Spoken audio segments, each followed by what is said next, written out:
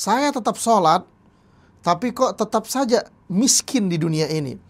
Sedangkan kalau kita lihat di luar sana, mereka yang tidak pernah sholat, mereka yang tidak pernah ibadah, malah diberikan harta yang banyak. Nurul jamali bada. A'udzu billahi minasyaitonir rajim. Bismillahirrahmanirrahim. Assalamualaikum warahmatullahi wabarakatuh. Alhamdulillahi rabbil alamin. Wassalatu wassalamu ala asyrafil anbiya'il mursalin Sayyidina Muhammadin wa ala alihi wa sahbihi al-mayamin. Allahumma salli ala Sayyidina Muhammad wa ala ali Sayyidina Muhammad. Saudara-saudara sekalian yang diberkahi oleh Allah Subhanahu wa taala, alhamdulillah kita dipertemukan kembali di channel yang sama, channel yang membahas tentang motivasi-motivasi keislaman. Dan di channel ini juga kami selalu membagikan momen-momen berselawat kepada Rasulullah sallallahu alaihi wasallam. Semoga dengan berselawat kepada beliau kita akan mendapatkan syafaatnya, amin ya rabbal alamin. Sahabat-sahabat sekalian, demi mendukungnya channel ini dan supaya kita semua bisa saling berdiskusi dan saling mengambil manfaat, maka bagi teman-teman yang baru bergabung, silahkan ditekan tombol subscribe-nya supaya kita semua bisa berdiskusi dan mengambil manfaatnya, amin ya rabbal alamin. Sahabat sekalian yang diberkahi oleh Allah Subhanahu wa taala, di episode kali ini kita akan membahas perkataan daripada Hujjatul Islam, yaitu Imam Al-Ghazali radhiyallahu anhu. Beliau merupakan ulama tasawuf yang sangat terkenal. Sahabat-sahabat sekalian yang diberkahi oleh Allah Subhanahu wa taala, salah satu kitab yang sangat terkenal yang beliau karang, kitab yang berjudul Ayyuhal Walad. Di dalam kitab itu beliau menjelaskan bahwasannya wa qala radhiyallahu anhu min jumlati ma nasaha bihi Rasulullah sallallahu alaihi wasallam ummatahu qawluhu alamatu i'radillah 'anil 'abdi ishtighaluhu bima la ya'ni. Sahabat-sahabat sekalian, salah satu atau di antara nasihat-nasihat yang Rasulullah sallallahu alaihi wasallam berikan kepada umatnya, yaitu tanda berpalingnya Allah Subhanahu wa taala dari seorang hamba, yaitu dengan menyibukkan hamba tersebut untuk mengerjakan hal-hal yang tidak ada manfaatnya. Jadi sahabat-sahabat sekalian yang dirahmati oleh Allah Subhanahu wa taala, ketika manusia bermaksiat kepada Allah Subhanahu wa taala, ketika manusia itu lalai daripada perintah-perintah Allah Subhanahu wa taala, ketahuilah itu merupakan salah satu cara atau tanda Allah Subhanahu wa taala berpaling dari hamba tersebut. Sebagian ulama menjelaskan maksud daripada lafaz ini al-i'rad, berpalingnya Allah Subhanahu wa taala, dimaksudkan adalah tidak diberikannya rahmat oleh Allah Subhanahu wa taala. Wa adamu istijabud du'a, dan sebagian juga mengatakan berpalingnya Allah Subhanahu wa taala dari seorang hamba maknanya adalah tidak dikabulkan atau tidak didengarkannya doa hamba tersebut.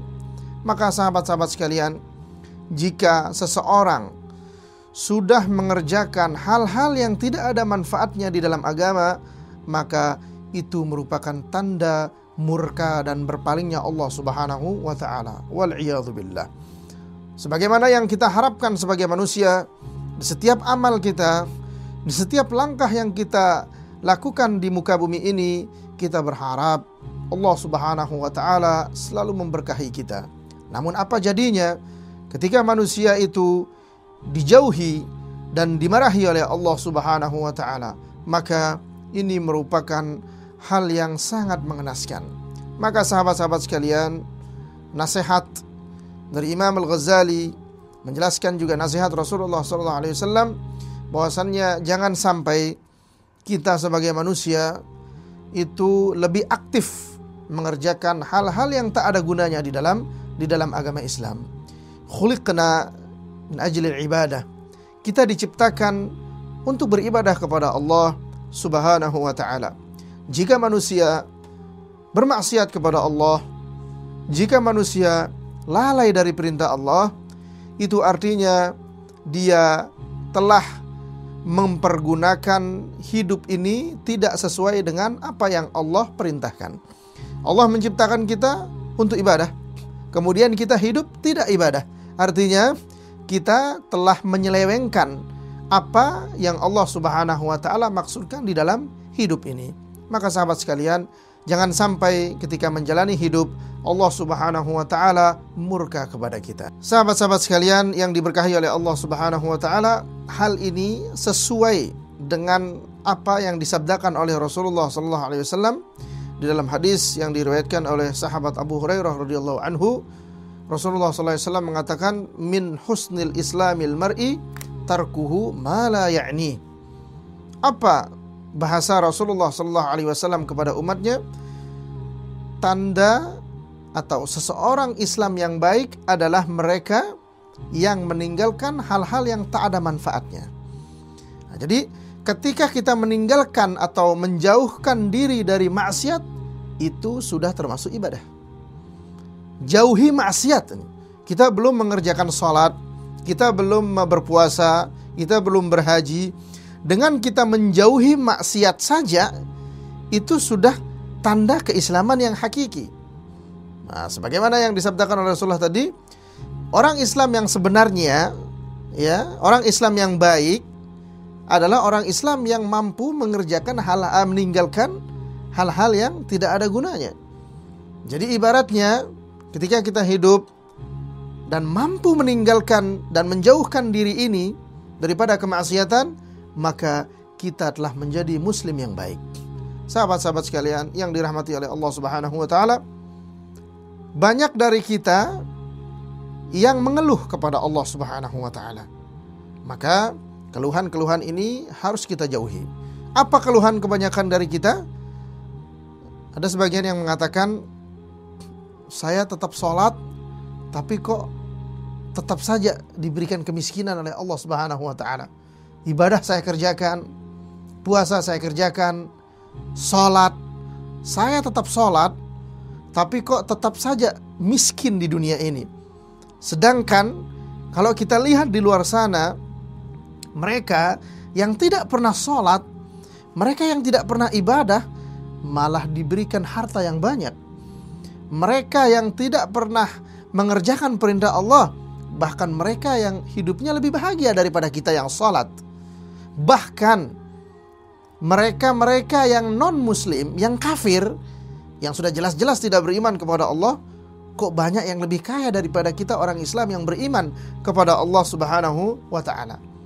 Ketahuilah, saudara-saudara sekalian, jangan sampai kita itu bersuudzon kepada Allah Subhanahu wa ta'ala. Kita sering melafazkan kalimah Bismillahirrahmanirrahim. Itu artinya dengan menyebut nama Allah yang Maha Pengasih dan Maha Penyayang.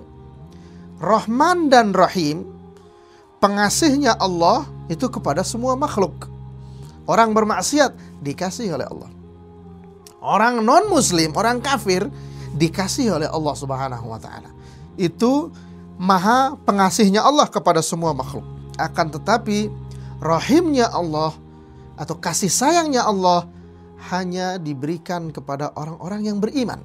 Sahabat-sahabat sekalian yang diberkahi oleh Allah Subhanahu wa ta'ala, kita sebagai umat muslim, kita sebagai umat yang beriman kepada Allah Subhanahu wa ta'ala, yang selalu mengerjakan ibadah namun tetap diberikan kesusahan oleh Allah Subhanahu wa ta'ala, tetap diberikan musibah oleh Allah Subhanahu wa ta'ala, ketahuilah, musibah yang kita terima, kesusahan yang kita terima di dalam hidup, itu bisa jadi tanda kasih sayangnya Allah Subhanahu wa ta'ala.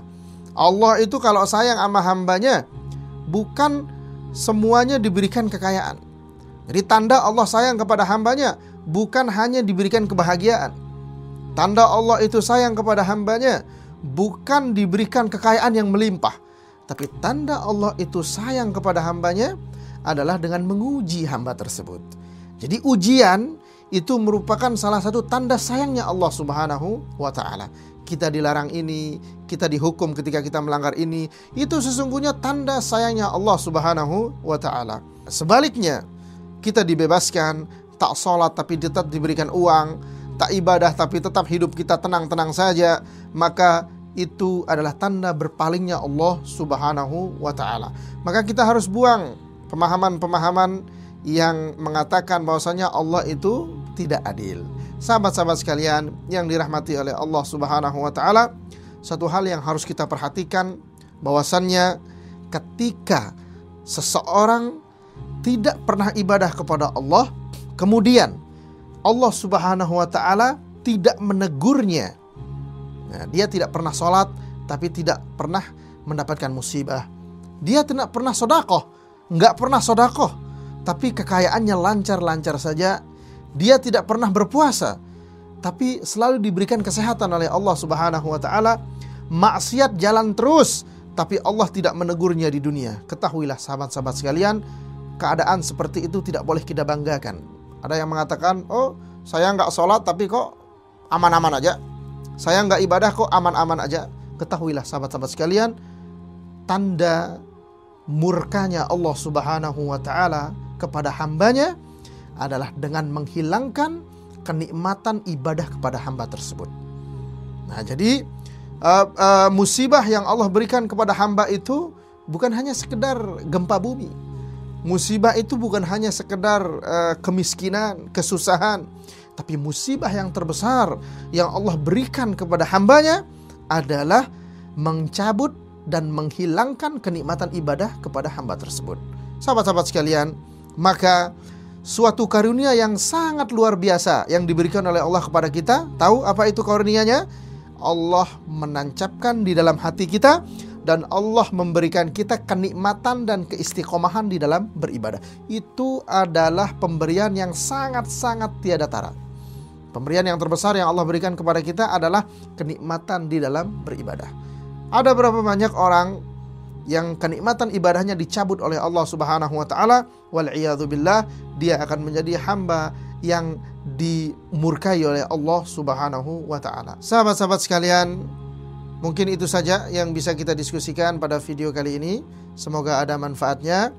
Yang benar dari video tersebut datangnya dari Allah Subhanahu wa ta'ala, dan jika ada kekeliruan maka itu tiada lain dari diri Al-Fakir sendiri.